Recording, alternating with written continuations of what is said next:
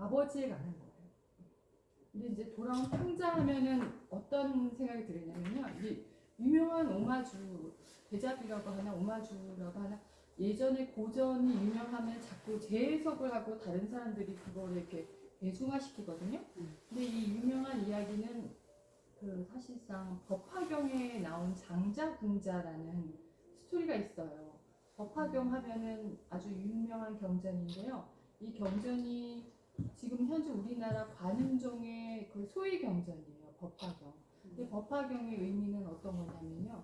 그냥 다른 경전하고 다르게 일반 대중들, 제가자들도 불성을 가져서 그 깨달음에 이를 수 있다. 그래서 종전의 불교에서 얘기하는 출가자들 위주의 깨달음이 아니라 일반 대중이 깨달아서 그 대중들에게 불교를 꽃피울 수 있게 한다. 누구나 깨달을 수 있다라는 사상을 심어준 그 경전이 대표적인 게 법화경이에요. 근데 이 법화경이 우리나라의 관음종의 소위 경전이기도 하지만 유럽에 있는 그 허드슨이라는 분이 처음에 유럽에서 그 법화경의 그 판본을 처음으로 해석을 했어요. 유럽이 왜 불교가 유명하냐면 인도에서 있었던 경전을 유럽에서 영국이나 이런 곳에서 그 경전이나 이런 산스크리트본, 뭐 빨리어본 그 원본 판본을 가져다가 자기네들이 막 해석했기 때문에 그들이 불교에 좀 관심이 있는데, 그때 그 사람이 허지슨이라는 분이 그 법화경을 처음에 봤을 때는 일반적인 그냥 출가자들을 위한 경전인 줄 알았는데, 해석을 하고 나니까 그 소소한 일반 사람들의 그 깨달음, 그다음에 이소우와 같은 그런 이야기가 가득 있어서 그분이 인간 불교라는 그 타이틀로 그 법화경을 굉장히 높게 평판을 일으키면서 그 유럽 전역의 법화경이 상당히 인기가 있었던 경전입니다. 그런데 가만히 생각해 보면 그런 법화경에 나온 이야기 중에 장자궁자라는 이야기는 이제 조금 더 이야기하자면은 그 아버지에 대한 존재에 대한 거예요. 근데 그 전에 잠깐 얘기해요. 그런데 이 장자궁자라는 거가 유명한 게 신약성전의 누가복음 15장에 돌아온 탕자 이야기가 너무 유사합니다. 그래서 일명 그 민희식이라는 우리나라의 그 원로 학자인 분은요, 법화경과 신약성전 뭐 이렇게 해서 불교와 신약성전이라는 민희식 분, 제목이 정확히 모르겠는데 그 책을 썼는데요. 그 신학이 불교의 에피소드를 차용했다, 끌어들여서 자기의 경전 안에 넣었다, 이렇게 이제 학설을 얘기하고 많은 유럽의 학자들이 그렇게 유사한 그 에피소드가 많이 그 비슷한 게 그 경전간에 그 있다, 이거를 얘기하면서 그 관계에 대해서 이렇게 연구한 분들도 많습니다. 그래서 신약성전의 누가복음 15장에 돌아온 탕자가 있고요. 그 다음에 이게 그렇게 유명하게 되니까요, 렘프란스가 그림을 그렸어요. 그 상트 베르트루크 에르미타슈 미술관에 있는 그 그림이 너무 유명한 그림이라 이 그림으로 인해서 이 이야기가 더 완전히 선풍적으로 인기를 끌게 됐죠. 그래서 이야기는 사실상 가장 좀 단순하다고 할 수 있는데, 이야기는 좀 단순하다고 할 수 있는데 그림이나 시각화로 확 퍼지게 되면서 이야기가 완전히 선풍적인 인기를 있게 되고, 그 다음에 이게 이제 뭐 앙드레 지드나 뭐 다른 학자들에 의해서 탕자 돌아오다 이런 이야기로 이게 이제 오마주 됐다나 뭐 이렇게 해서 A면 A 다시 또 A 다시 다시다 이렇게 해서 막 인기가 있게 됐죠.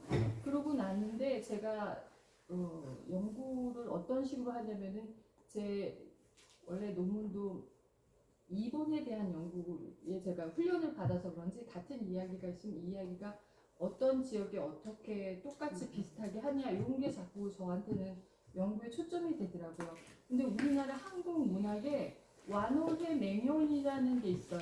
아주 오래된 건데 한글에 이렇게 아래 아자를 쓰고 이렇게 해서 글씨를 굉장히 읽기 어려운 건데, 이제 우리나라 한국 고전 문학 연구하시는 분들이 완오회 맹연에서 이게 그 비슷한 오마주를 또 찾게 된 거예요. 그래서 가만히 연결해 보니까 이걸 다 각각 다른 분들이 연구를 했는데 제가 어떻게 하다 보니까 묻게 됐어요.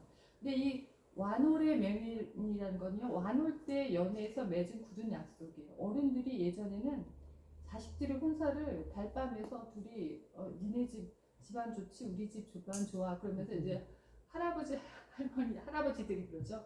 우리 손녀 있다, 우리 자식 있다, 니네 아들 있냐? 그러면 얼굴 보지도 않은 사람을 갖다가 짝을 지어가지고 결혼을 하게 되는 그런, 지금 말하면 불상사고, 예전 어른은 근본 없는 사람하고 결혼하는 것보다 집안까지 아는 사람하고 자기의 자식의 짝을 맺으려고 했던 전적이 있어서 달빛에서 자식들의 결혼을 맺은 그 약속이다. 그래서 그때 맺은 굳은 약속이다. 그래서 완호회 맹연이라고 하는데 여기에서도 이 탕자가 등장합니다. 그래서 이게 같은 시리즈로 너무 유명해요. 그런데 사실 왜 유명한가 봤더니 이 탕자라는 사람은 고향으로 돌아오는 사람이에요. 재산을 다 탕진하고. 그러니까는 일명 성공한 스토리 이야기가 아니고요. 실패한 스토리 이야기입니다. 근데 이게 왜 이렇게 유명해졌을까? 그러면서 많은 학자들이 각각에 대해서 연결을 하고 그 의미 분석에 있어서 종교적으로 또 그림적으로 또는 문학적으로 이렇게 이제 얘기를 하게 돼서 제가 여러분한테는 조금씩 같은 그 맥락이지만 조금씩의 차이가 있는데 어떻게 차이가 있게 되는지를 같이 흥미진진하게 이렇게 같이 가보는 걸로 하겠습니다. 그래서 그런 이야기인데요. 그런데 저는 여기다 초점을 뭐를 두냐면요. 아버지란 존재에 대해서 그 공동체 이론에 자식의 존엄성과 자신을 바로 세우게 하려는데 아버지의 역할이 어떤가. 지금 이제 남자분이 계셔가지고 이제 얘기를 하게 되는데 우리가 제가 생각해도 뭐가 이렇게 월급을 받거나 용돈이 생기거나 그러면서 할게 엄마부터 사주게 되더라고요. 엄마한테 갖다 주게 되더라고요. 아버지는 뭔지 모르게 이렇게 경제 생활을 책임지셔서 그런지 항상 돈이 있을 거라고 생각해요. 착각이죠. 지금 생각하면 너무 착각인 거예요. 그러니까 아버지는 경제 생활을 위해서 어머니한테 다 주고 자신은 그냥 요만한 용돈으로 이렇게 막 하고 이렇게 하시는데 그거는 이제 나중에 하게 되는데 항상 아버지는 돈을 벌어오시는 분이고 경제를 책임지시고 문서나 뭐 이런 게 다 아버지 앞으로 돼 있으니까 아버지는 부자라고 생각하고 아버지한테 용돈 한번 준 적이 없고 엄마한테만 자꾸 갖다 드리고 맛있는 것도 엄마랑 사 먹으러 가고 아버지는 잘 가면 니네끼리 갔다 와 뭐 이렇게 하고 그러시더라고요. 근데 그게 아니고 이제 아버지가 전체적인 그런 걸 책임져야 하니까 그 공동체가 가정의 공동체도 있지만 그 가정이 그 지역 공동체, 예전엔 지역 공동체 굉장히 중요해요. 지금도 보면은 여기 와서 제가 너무 놀란 게 어머니랑 둘이 왔거든요. 그랬더니 초등학교를 나와도 남자를 데리고 오라는 거예요. 그래가지고 너무 놀랬어요. 그래서 그게 무슨 말씀이세요? 뭐 이제 주인은 전데요. 뭐 이렇게 이제 얘기하면 아니 이 동네는 여기는 남자를 데려와야 됩니다. 뭐 그래서 남동생을 멀리 있는 남동생을 부르라는 식으로 막 그래요. 이제 저랑 엄마의 뭐 소유가 있는 거래도 그렇게 얘기하더라고요. 그래서 아버지의 존재가 좀 크다는 거를 이제 알았는데 근데 이 스토리의 이야기는요, 뭐가 중점이냐면 아버지가 자식을 사랑하는 방식에 있어요. 근데 아버지가 아들을 사랑하는 방식에는 차이가 있는데 그 온화한 미소 속에 있는데 아들이 방탕하게 했으면요, 지역사회 옛날이나 지금이나 같아요. 손가락질을 해요. 다 털리고 왔대, 다 망해가지고 왔대. 이러면서 이제 수근수근 되잖아요. 그때 아버지가 아들을 그 사회에서 제대로 세우게 하기 위해서 무진장 노력을 해요.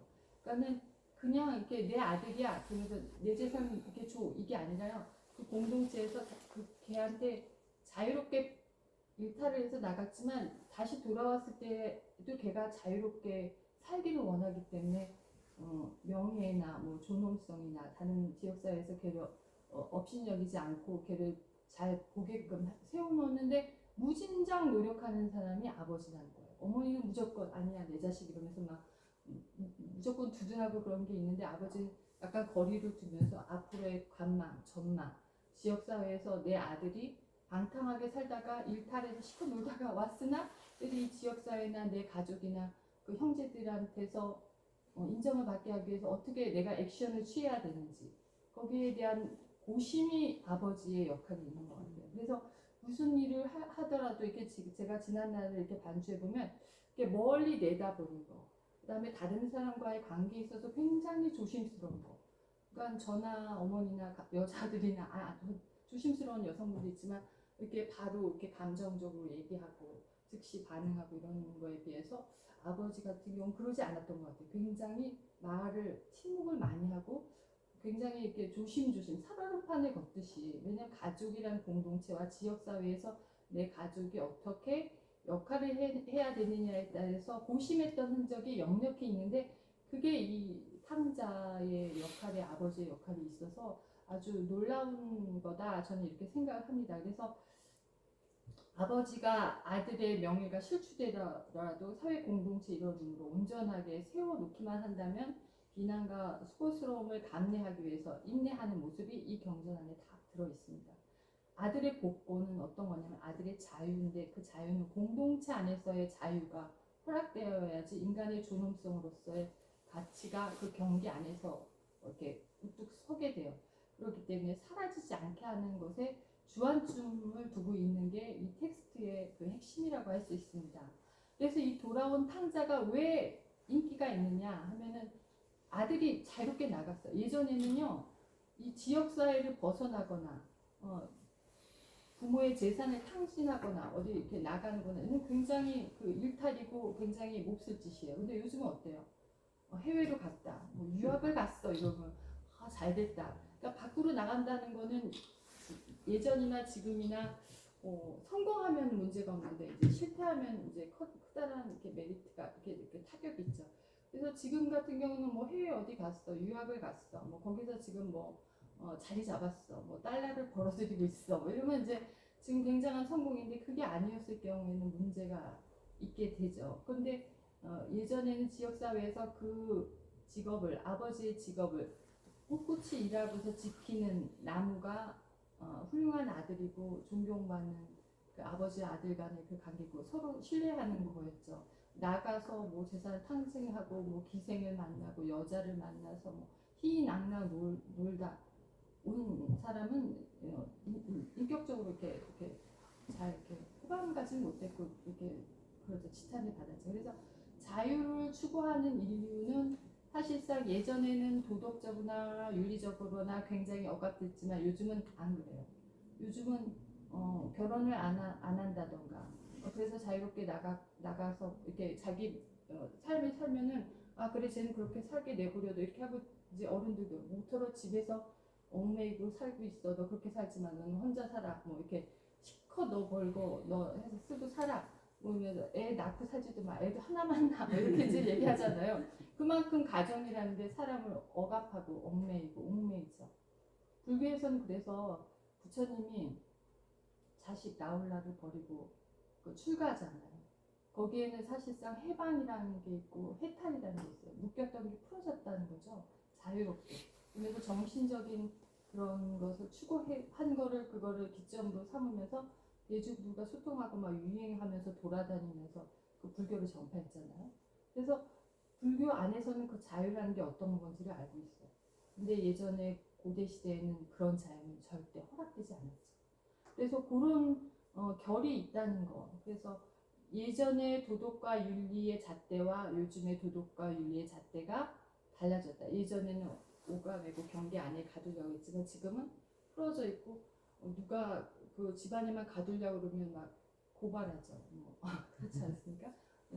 그런데 이제 그게 달라졌다는 거. 그것이 이제 핵심이고요. 그다음에 법화경부터 보자면요. 법화경은 장자의 그 아들을 어떻게 보냐면 수행자로 봤습니다. 그러니까 비유적으로 보면 수행자를 보고 중생이 붓다의 자식임을 나타내는 것으로서 윤회 속에 가두는 것을 자각하지 못한 채 괴로울지라도, 그러니까 조금씩 깨닫게 되면 결국 붓다가 된다. 누구든지 붓다가 된다. 법화경은 예전의 텍스트는 깨달아야지 붓다가 되고 출가자들만 그 깨달음에 갈 수 있다는데, 법화경은 이게 대중화돼서 누구든지 붓다가 될 수 있다. 일탈하고 굉장히 많은 그 나쁜 짓을 저질렀어도 깨달으면 붓다가 된다. 그래서 아들을 깨닫는 자로 보고 보살 정신으로 중생을 바라보는 그 역할을 한 그 붓다가 아버지 역할로 이런 식으로 이렇게 자애로움을 대신하는 붓다를 상정하기 위해서 아버지의 포용과 용서를 그렇게 은유적으로 받다 하는 게 학자들의 일반적인 견해예요. 그런데 이제 법화경에서는 방탕하게 어떻게 놀았는지를 언급하지 않고요. 오랫동안 집을 나갔다가 고생한 아들의 모습에 초점을 맞추고 있어요. 그래서 장자라고 하는 거는 부자예요. 부자. 굉장히 부자인데 아들이 그 집을 나간 거예요. 그래서 아들을 많이 찾고 오랫동안 찾았는데 오지 않았죠. 오지 않았는데 어느 날 아들이 어느 집을 전전하다가 부자인 사람을 이렇게 가서 집에서 이렇게 뭐 저 멀리서 이렇게 보게 돼요. 그게 이제 그 도낭문헌에 너무 유명하니까 도낭문헌의 그림으로 나오는데 이따 설명을 드릴 거예요. 그래서 50년이 지난 후에도 아버지가 아들을 아는 체를 안 해요. 왜냐하면 아들이 아버지를 못 알아봐요. 저렇게 이 동네에 이렇게 거렁뱅이처럼 돌아다니다가 이 동네에 저렇게 부자가 있네 그러면서 부자와 자기와의 간극을 생각하고 약간 무섭게 생각하고 어렵게 생각하는데 아버지는 딱 알아봐요. 아들이 들어왔거든요. 근데 아들은 못 알아봐요. 하도 막 고생을 너무 많이 해서 아버지가 그렇게 멋진 분이고 이렇게 부자란 건 몰라요. 근데 아버지는 50년 동안 그 집안에 이렇게 허름한 사람들하고 그 아들을 묻어서 일을 시키고 자꾸 걔를 갖다가 끌어들여서 집안의 일도 시키고 이렇게 남루하고 날긋날긋한 마음을 좀 이렇게 정화시키고 이렇게 하려고 50년 동안 묵묵히 기다려요. 아들이 좀 잘 되고. 근데 그 어렵고 불우한 습관에서 벗어나지를 못하는 거예요. 그래서 아버지가 인내를 하면서 이따가 즉각적인 복권은 안 하고 나중에 그 주변 공동체에다가 이야기를 하면서 복권을 하죠. 근데 이 그림이 너무 유명해서 도낭의 문헌에 이렇게 그림으로 돼 있어요.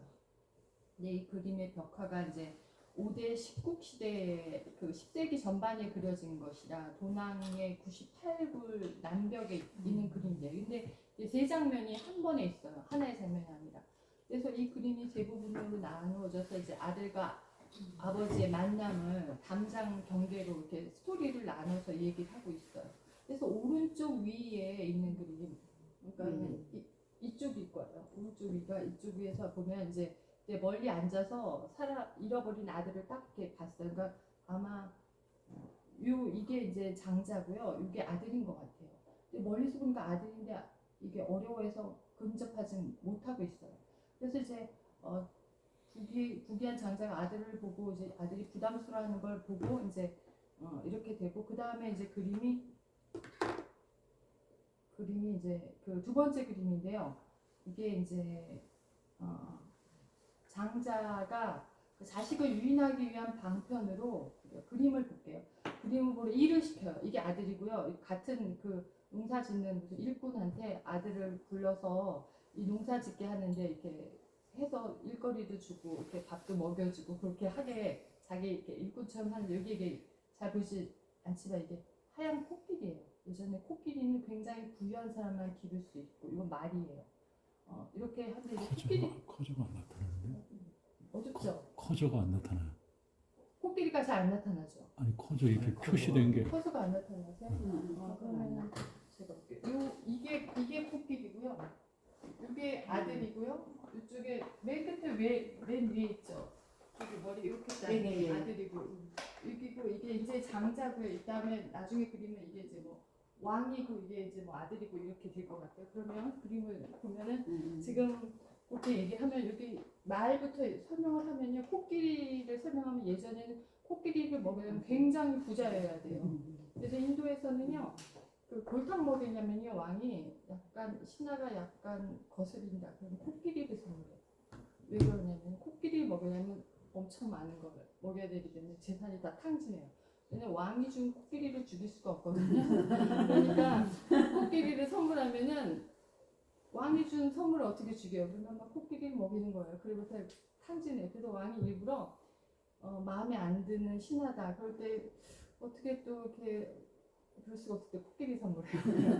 그런데 이 사람은 코끼리랑 말이 있을 정도로 굉장히 부자라는 거죠. 그래서 이렇게 부부한 행세가 있을 때도 이거를 이제 키워서 같이 하고 그 다음에 이제 50년이 지난 거예요. 50년이 지난 후에 자기가 죽게 됐다는 걸 알고 왕, 크샤트리아, 뭐 옆에 주변에 있던 무슨 그 지역 주민의 유지들을 다 불러 세웠어요. 그리고 자기가 이 왕한테 얘기를 합니다. 이게 이제 여기 서 있는 게 아버지고 저기 있는 게 이제 아들인 것 같아요. 그러면서 불러 세우면서 이랬어요. 내가 곧 죽을 거고 내 재산은 이 아들한테 넘겨줄 거다. 내가 50년 동안 지켜봤는데 내 아들이 맞다. 그러니까 나 죽은 후에 그렇게 좀 해주시면서 잘 그래서 이렇게 얘기하죠. 아들이 지금 공택해서 내가 50년 동안 교육을 시켰다, 데리고 있었다. 차마 아들이라 말하지 못했지만 그렇다 이렇게 얘기를 하면서 받아들이게 되는 게 이게 그 유명한 장자 분자의 이야기예요. 법화경에서는 그 이야기보다 뭐 이렇게 우거 백거 하면서 이렇게 불난 거 얘기를 많이 하는데 저는 이 이야기가 더 좋더라고요. 그래서 이게 도낭 막골 98 남벽에 있는 그림입니다. 그 다음에가 이제 뭐 찍으실 건가요? 아니면 제가 나중에 드릴까요? 파일을? 네, 파일을 드릴게요. 자료를 제가 드리겠습니다. 네. 그 다음에 그 이제 이 세 번째 그림에서 말한 게 국왕 대신 찰제리 거사. 거사라는 거는 이제 불교에 가면 남자분들을 거사라고 하고요. 여자분들을 보살이라고 하잖아요. 근데 이 거사라는 말은 빨리어로 가와빠띠라고 해서 그 불교를 처음에 부흥시킨 사람들을 거사들이 처음에 부흥시켰어요. 돈 있는 그 남자들이 불교를 부흥시킬 때 아무래도 그 재산이나 이런 게 있기 때문에 교단에다 이렇게 뭐 정원도 기부하고 뭐 이렇게 기부를 막 하는 거 정사도 기부하고 할 때 하는 사람들이 이 가와빠띠 이걸 거사라고 하는데 요즘엔 이 거사라는 용어를 남자 그 제가자를 많이 지칭하더라고요. 그래서 이렇게 얘기를 하고요. 그 다음에 이제 공동체 내부에서의 권위와 윤리 도덕에 관련된 상상력을 아까 말씀드린 대로 그 법화경은 상한선과 하한선을 적절하게 그 지켰다고 할 수 있어요. 방탕한 아들을 받아들여서 지역사회나 거사나 이런 사람들 왕한테 아유 저 아들을 저 아버지가 그냥 받아들였네 이렇게 생각해서 약간 아들이라는 게 팔이 안으로 굽는구나 이렇게 하고 치탄받을 수 있는 그런 것들을 무마시키기 위해서 50년 동안에 인내했다고 할 수 있어요. 그다음에 자식도 교육을 시키면서 그런 게 좀 차이가 있고요. 그 다음은 이 유명한 렘브란트의 그림인데 제가 신학의 누가복음을 얘기하기 전에 먼저 이 그림을 얘기할게요. 너무 유명한 그림인데 이 아버지가 딱 돌아왔을 때 아들을 탁 안아요. 그래서 아버지의 그 깊은 품위가 되어 있고요. 여기 이 렘브란트 잘 보이나요? 여기 요 사람 보이나요? 모자 쓴 사람? 흐리죠. 근데 이따가 또 그림이 나올 수가 있습니다. 그래서 그 나오면 보면 이 아버지가 이렇게 있어요. 아버지가 있는데 아버지의 오른쪽 손하고 왼쪽 손이 틀리대요. 그림 자세히 왼쪽 손에는 힘줄이 있어요. 이렇게 우리 보면 이제 저도 나이가 드니까 막 힘줄이 툭툭 나오더라고요. 그래서 이 그림을 또 나중에 더 젊었을 때는 읽었을 때는 이 힘줄이 뭐가 했나 그랬더니 제가 이렇게 나이가 들고 힘줄이 두둑 나오고 이렇게 어르신들이나 이렇게 부모님들 보면 힘줄이 탁 나와요. 힘줄이 안 나오려면 손을 위로 올려서 이렇게 하면 힘줄이 들어간다 그러더라고요. 근데 이제 나이가 들면 자연히 나오는데 왼손에는 힘줄, 오른손에는 부드러운 그 여자 손처럼 온유한 손이에요. 그래서 두 손으로 아들을 이렇게 부드럽게 이렇게 감싸요, 아버지가. 그래서 지난날에 괴롭고 복잡했던 감정을 억누르고 지그시 눈을 감는 그면서 아들의 등을 이렇게 어루만지죠. 부드럽게 아는 그 수염도 굉장히 인자하고요. 눈도 이렇게 질승풀이하게 이렇게 온화하게 아무 말 없이 그냥 안아주죠. 그래서 화해, 용서, 치유가 이 그림에 나타나 있고요. 아들은 거기에 비하면 어떤 분은 이렇게 말해요. 어머니 자궁 속에 들어가 있는 아이처럼 이렇게 있고 왜소하고 초라하고 공공하고 누더기요. 아버지는 이렇게 붉은색 이렇게 무슨 용단 비단 같은 것들 탁 걸쳐서 술도 이렇게 있고 아주 럭셔리하게 이렇게 있는데 아들은 뭐 누덕누덕하잖아요. 그래서 대비되죠. 그다음에 왼발에는 이따가 좀 나오겠지만 그 앞에 사진에 나와 왼발하고 오른발이 하나는 신발을 신었고 하나는 신발을 안 신었잖아요. 그래서 하나는 누더기 오른발 다 넓은 신발, 왼발은 상처투성이. 그래서 속죄와 구원의 역사가 이 안에 이루어져 있다. 그렇게 얘기를 하고 있어요. 그다음에 또 하나의 포인트는 이 저기 렘브란트가 자기가 또 불행했었어요. 여기 잘 안 보이는데 여기 이제 모자를 쓰고 앉아 있는 게 자기 추상화를 항상 거기다 담아요. 렘브란트가 그 탕자가 막 기생하고 놀던 것도 사사키스의 추상화처럼 이렇게 포도주를 마시고 뭐 여자고 뒹구는 모습도 막 추상화에 찍어요. 자기를 탕자처럼 그렇게 하는 걸 찍기도 하고. 그 다음에 이제 중요한 건 이 포인트가 여기는 큰아들이 있습니다. 큰아들은 이때까지 집을 지켰어요. 뭐 굳은 나무가 뭐 고향을 지킨다고 하죠. 들어보셨나요? 그렇다고요? 그러니까 지금도 이렇게 보면은 공부 잘하고 뭐 논 팔아서 밥 팔아서 서울로 가서 공부 다 하고 오면 나중에 보면 남는 게 없어요. 다 돈밭이나. 그런데 공부 안 했던 자식은 안에서 농사를 지어가지고 지금 뭐 땅값도 많이 오르고 부모님도 잘 모시고 그렇게 되지 않습니까? 근데 이 큰아들이 그런 역할을 한 거예요. 아버지 말씀을 잘 듣고 지켰어요. 재산은 작은 아들한테 나가기 전에 줘서 다 탕진하고 큰아들한테 줬어요. 근데 큰아들이 언짢은 표정, 화려한 얼굴, 냉담한 형제를 딱 나타나죠. 그래서 기본적으로 뭐라고 말했냐면 이제 아들이 왔으니까 영소를 잡았어요. 잔치를 했죠. 아버지가 얼마나 기뻐요. 근데 큰아들이 이렇게 얘기해요. 나를 위해서, 내 친구를 위해서 염소 한 마리 잡아주신 적 있습니까? 내가 이렇게 오랫동안 일했는데. 그래서 섭섭한 표정을 딱 지었는데 그게 책 속에도 있고 이 렘브란트의 그림에도 나타나고 있죠. 그 뒤에 있는 여자들은 뭐 어머니, 시녀 뭐 이렇게들 얘기하고 있습니다. 근데 사실상 그림보다도 이 누가복음의 이 15장에서 언급한 돌아온 탕자를 렘브란트가 이 그림에 담은 거거든요. 그래서 이 시리즈물의 누가복음에는 세 가지 이야기가 시리즈로 나오는데 이 탕자의 얘기는 세 번째로 나오는데 프롤로그라고 해서 에 관한 거라고도 많이 말하죠. 그러니까 첫 번째는 어떤 거냐면요. 100마리 양을 가진 사람이 한 마리 양을 잃어버려서 그것을 애타게 찾는 거. 그게 첫 번째 시리즈고요. 두 번째 시리즈는 10개 동전 중에서 한 개를 이렇게 뚜루룩 굴려서 잊어버린 어떤 여자가 나머지 그 동전을 찾으려고 막 이렇게 막 헤매는 그런 거. 그 다음에가 이 세 번째. 돌아온 아들이 왔을 때. 근데 셋 다 기쁨이 말도 못하다는 거예요. 그러니까는 그 99마리의 양을 가졌으면 한 마리 잃어버려도 상관없을 것 같지만 우리 마음이 그렇지가 않잖아요. 그 한 마리 찾으려고 얼마나. 동전이 떼구로 굴러서 뭐 장롱 밑으로 들어갔을 때 그거 꺼내려고 뭐 장대기로 뭐 하면서 그게 딱 나오면 먼지 구석에 이렇게 나와도 툭툭툭 찾았다 그러고 막 좋아하는 그 소소한 기쁨. 그래서 그 잃어버린 아들에 대한 기쁨도 이 돌아온 탕자를 이끄는 프롤로그에 해당한다 그래서 굉장히 유명하게 얘기를 하고 있습니다. 그런데 이게 이제 사실 누가복음이나 이런 거는 기독교의 이야기지 않습니까? 렘브란트의 이야기도 기독교의 이야기인데 그 권위를 매개로 한 공동체가 어떤지를 기독교에서 신랄하게 비판해요. 이 이야기를 통해서. 기독교에서는 불명예스럽게 그 공동체를 해한 사람한테 그게 외부에 있는 사람을 안으로 끌어들였을 때 기독교 공동체가 얼마나 폐쇄적인지를 이렇게 얘기를 하고 있어요. 학자들은 받아들여야 된다는 거예요. 외부에 있는 사람들도 방탕하게 오더라도 그 하나님의 사랑으로 받아들여야 되는데 기독교에서는 그걸 받아들이지 않고 율법에 어긋난다.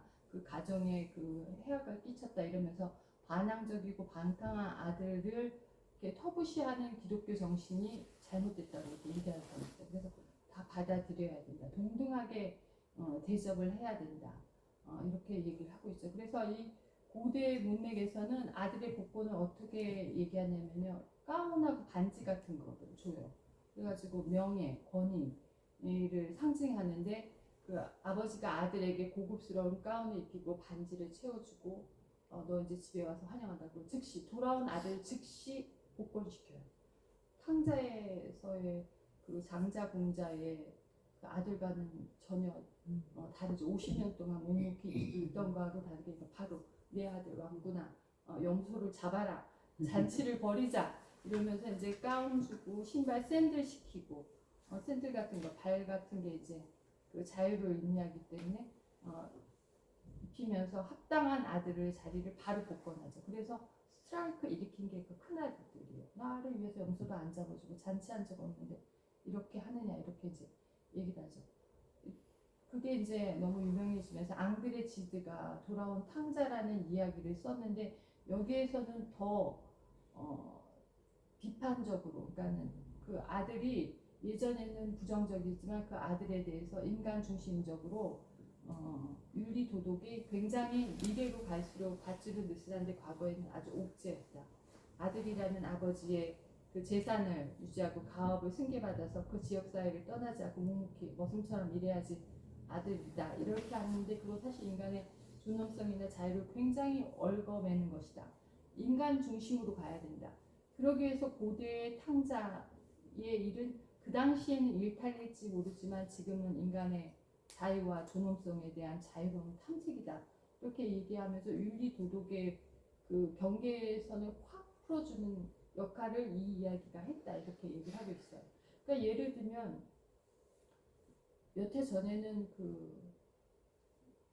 그걸 갑자기 생각이 안 나는데 결혼한 부부인데 바람을 피웠으면은 그걸 무슨 법이라고 그러죠?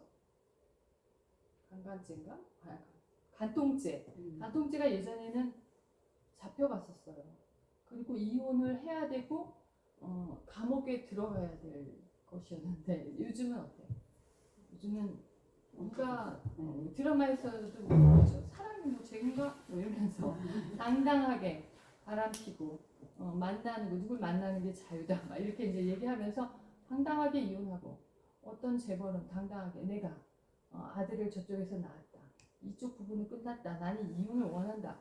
이러면서 이제 매스컴에다 마이크 대고 당당하게 말하는 시대가 있을 때 지탄하는 사람들도 굉장히 많지만 전통적인 면에서 많지만 법적으로는 뭐 그다음에 어떤 사람들은 싫다는데 왜 저 이혼을 안 해주고 있는 거야? 뭐 이렇게 말하는 사람도 있고 그러니까 그 도덕과 윤리의 그 잣대가 지금은 이제 인간 중심으로 그 인간이 너무 괴로워서 그 여자는 도저히 살 수 없다는데 모토로 얽매이고 하느냐 그냥 몇 주 줘버리고 딱 이혼을 하지. 그런데 돈도 안 주고 이혼하면 안 되죠. 요즘은 완전히 충분히 재산을 탕진할 만큼 주고 새 여자를 찾아서 가든지 뭐 이렇게 하는 게 이제 윤리 도덕의 문제에서 굉장히 이렇게 그렇게 됐죠. 근데 예전에는 또 그렇지도 않았던 것 같아요. 처벌도 그 기생을 두고 막 그랬던 시절도 있었기 때문에 그런 게 이제 도덕 윤리적으로 그런 차이가 있고 그 헨리 나우엔이란 탕자의 귀향의 책도 한번 저는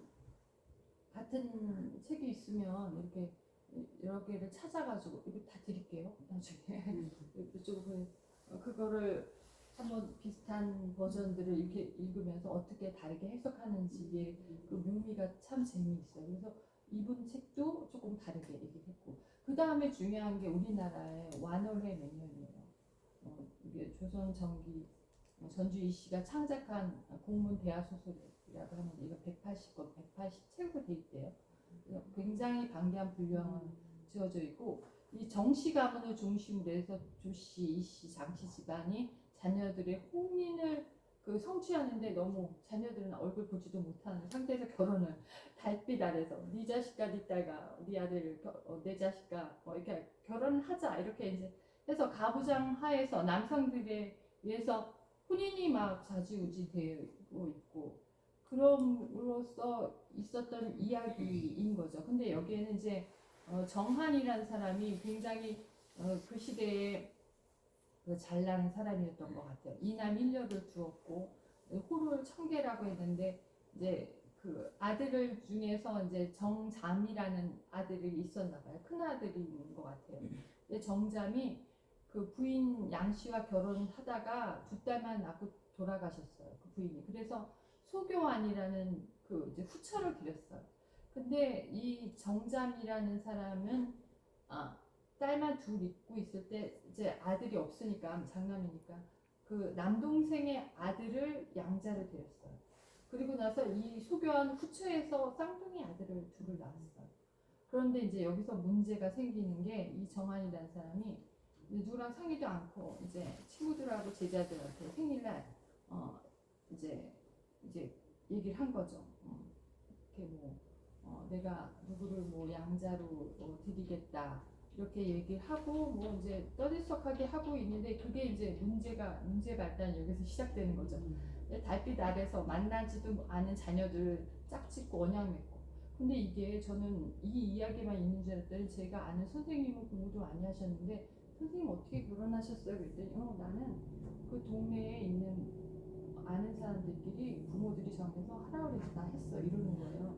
그래서 너무 놀래가지고 공부도 이제 하시고 웬만큼 하셨는데 그렇게 무덤덤하고 이렇게 묵직한 말을 그렇게 들었을 때 저분이 그 부모 말을 잘 들어서 저렇게 잘 되고 공부도 잘하셨나 보다 이렇게 생각이 들다가도 그러더니 언뜻 그러더라고요. 내 딸은 그러더니요. 내 딸이 하나 계시 모르는 사람하고 있어 그러시는 거예요. 그래서 모르는 사람이 누군가 봤더니 자기 직장 다니다가 눈이 맞아서 결혼했다는 거예요. 그게 모르는 사람이 아니죠. 그 딸은 잘 아는 사람하고 했는데 이제 선생님은 모르는 사람하고 했다는 거예요. 그러니까 알고 보니까 집안을 모른다는 거예요.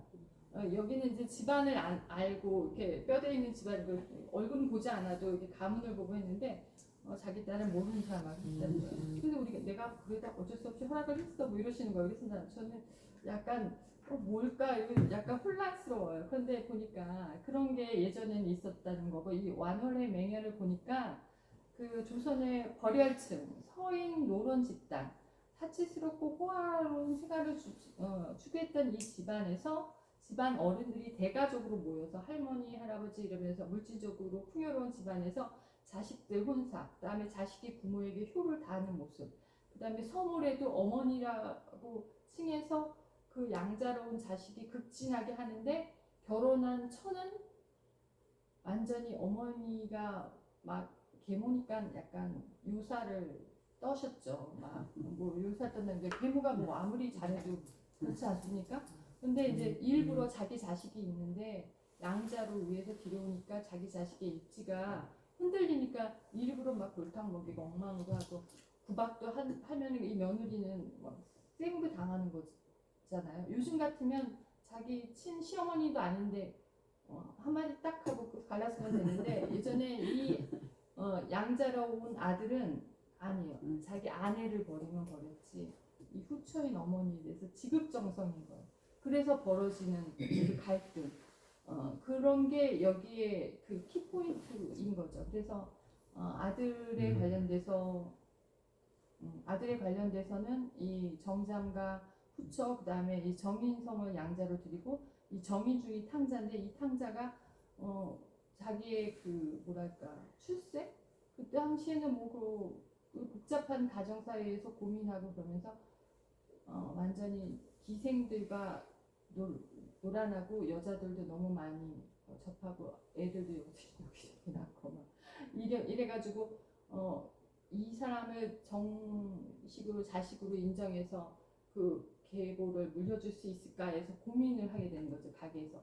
근데 이 완월의 맹연에서는 아버지 역할을요 완전히 다르게 유교 집안이라 아주 철저해서 아들을 아주 매몰차게 굴어요. 그 불교의 그 장자 공자 같이 하지도 않고요. 렘프란트나 누가복음처럼 기뻐하지도 않아요. 아주 냉엄하게 네가 돌아올 때까지 기다리긴 했나? 하여튼 돌아오든지 말든지예요. 왜냐하면 정인성이라는 양자도 있었고 그다음에 이렇게 탕자에 대해서 흥청망청하는 거에 대해서 이제 완전 버려준 거죠. 그래서 더 많이 방황을 했었죠. 그래서 기생과 노는 그 사진인데 여기 사실 저희 할아버지 사진이 있어요. 제가 이제 고모들도 다 돌아가시고 그랬기 때문에 할아버지 뒷담화를 해도 저는 뭐 이제 무방하다 생각하고 그래서 이제 할아버지가 이분이세요. 이 사진 어디서 보셨어요? 여기 제가 기부했어요. 여기 우리 이제 원곡 초등학교 사진이라고 그래서 할아버지가 이렇게 선생님 있고 학생들하고 찍은 것들이 많이 있거든요. 그 중에서 이제 이거는 안 하셨나 봐요. 제가 이제 이거 있었나요? 그래서 보니까 이게 보니까 기생인 것 같아요. 확실히 기생이에요. 왜냐면 이렇게 막 이렇게 손 붙잡고 누가 부부끼리 이렇게 손 붙잡지 않잖아요. 부부끼리는 멀리 떨어져 있고 막 멀리 가는데 이렇게 하고 이 사진도 있지만 뭐 무릎에 대고 누웠더라고요. 어떤 그건 좀 너무하다 싶은데 그래서 제가 이거를 보면서 완월의 맹연을 읽으면서 이 사진이 생각이 나더라고요. 아 예전엔 기생하고 이렇게 놀았구나. 놀다가 나중에 정신이 들어서 돌아온 정인중이 이 중에 하나구나. 이렇게 생각이 들고 양자는 아니지만 이 정인중이 양자처럼 이렇게 굴었어요. 그러니까 자기 후처에서 났기 때문에 그래서 양자 정인성도 아내를 박대하고 양어머니 소교환을 급진하게 대했는데 이것도 대단한 비극이에요. 그냥 부인이 오갈 데가 없고 하죠. 요즘 같으면 말도 안 되는 일이죠. 우리 어머니 아니야 이러면서 이제 딱 가게를 이렇게 차리잖아요. 누가 마누라 얘기 듣지 무섭게 어머니 친어머니도 잘 안 하는데 그런 게 이제 여기 있는데 이 사진과 렘브란트의 지금 제가 거론은 안 했지만 렘브란트가 술 마시면서 이렇게 기생들이라고 강당하는 참여 같아요. 신화철학을 막 이렇게 막 해주는 그림이 너무 유명한데 그런 것들이 이 안에 사실 포함되어 있어요. 그래서 이 원헬의 맹여는 잘 알려지지 않았어요. 이게 탕자 시리즈의 일부라는 것을 잘 모르는데 고전 문학 하시는 사람들은 이상하게 그 불교랑 누가복음을 잘 모르시더라고요. 그래서 이거랑 연결할 줄 모르고 이것만 막 연구를 하세요. 근데 보니까 다 같은 맥락인 거죠. 그래서 그 가부장 제도에서 지금 현대가족으로 이렇게 탈바꿈하게 됐죠. 그래서 아버지란 위상과 존재도 한없이 나약해지고 왜소해졌고 책임감도 좀 덜 한 것 같아요. 이제 여자들이 버니까 아버지가 그 경제를 책임지고 이런 것들이 또 무게가 조금 덜어지긴 했지만 위상이나 존재도 약간 하게 됐고 그렇지만 아무래도 남자라는 존재, 아버지라는 존재는 그 가정을 책임져야 된다는 생각이 아직까지 뿌리 박혀 있는 것 같아요. 가끔 뉴스를 보면 아버지라는 사람 가장에 생계를 비관해서 부인들하고 뭐 자식들을 죽였다 이런 뉴스가 나와요. 그러면 제가 어떻게 생각이 드냐면요. 아버지라는 책임이 저렇게 큰가? 그리고 도대체 왜 그 각각 개인의 자유가 있고 존엄성이 있는데 자기가 뭔데 자기 혼자 죽지? 왜 애꿎은 부인하고 그거를 목숨까지 왜 사로잡나 이렇게 생각하니까 정통적인 사고 방식이 유교적인 사고 방식이 뿌리 박혀 있어서 내가 벌어먹이지 않고 내가 형편이 없고 내 인생이 망치면 그들 인생도 나와 덤으로 같이 가야 된다는 잘못된 그런 사고 방식 때문에 그렇게 된 것 같아요. 그래서 그러면서 아내에 대한 인내와 불인정도 그 안에 사실상 포함되어 있어요. 완월의 맹연에 의하면요.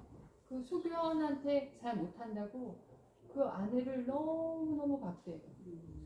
그 어머니가 후처가 얼마나 계모가 얼마나 박해하게 구는지 그 며느리로서는 친시어머니가 뭐해도 약간 섭섭한데 계모가 그러면 더 그러지 않겠어요? 그런데도 그 아들은 양자가 된 아들은 그래도 우리 어머니 후처에 대한 그 어머니에 대한 효사상이 지극한 거예요. 그게 너무 그 아내 입장에서 너무 억울할 것 같고요. 그다음에 이 탕자가 건드려놓은 여자들이 너무너무 불행해요. 자기는 놀고 뭐 그랬을 때 그 여자들의 그 인생도 또한 그렇죠. 근데 이제 농경 사회가 좋은 거는 같아요. 좋은 점도 있어요. 할머니 할아버지 울타리 안에서 가족이 그 같이 화합을 하고 어디 일을 나가면 돌봐주고 자식들을 손녀들을 돌봐주고 그러면서 이렇게 자연스럽게 부모도 빈곤하지 않게 자식들이 이렇게 하고 돌봐주고 근데 지금도 뭐 어머니한테 자식 맡기는 사람 있고 또 어머니들끼리 그래 누가 손녀를 맡겼어 얼마를 내가 받고 있어 언제 끝날래나 뭐 이렇게 이제 속 얘기들을 하시죠. 그래서 아직까지 그런 농경 사회에 있었던 그런 풍습 때문에 그런 건 아닌가 이런 생각이 들고요. 근데 좀 놀라운 건 한국 사회가 어머니의 위상이 시간이 뒤가 흐른 다음에는 바뀌어요. 어머니에 대해서 고생한 어머니에 대해서 지극정성이에요. 아들, 딸들이 고생한 걸 알아요. 근데 일본 같은 경우는 어머니 여자에 대해서 그냥 끝까지 봉사, 죽을 때까지 봉사로 끝나는데 한국 사회는 아들들이나 딸들이나 며느리들이나 어머니가 고생했다는 거 알고 초반에 고생이 후반에는 뭐 말도 못하게 보상을 엄청 받고 있는 게 한국의 어머니들이 특히 뭐 젊었을 때는 남편분들이 카드 다 주고 월급 다 주셔서 권한이 엄청 좋고요. 나중엔 또 자식들이 우리 엄마 고생했어 하면서 효도가 시켜주고 뭐 지극정성을 하고 아버지가 먼저 돌아가시면 아버지 목까지 어머니가 덤으로 알파 플러스 받고 그러면서 존중받고 완전 조상의 시대죠. 한국 어머니는 좀 더 다른 면이 있다.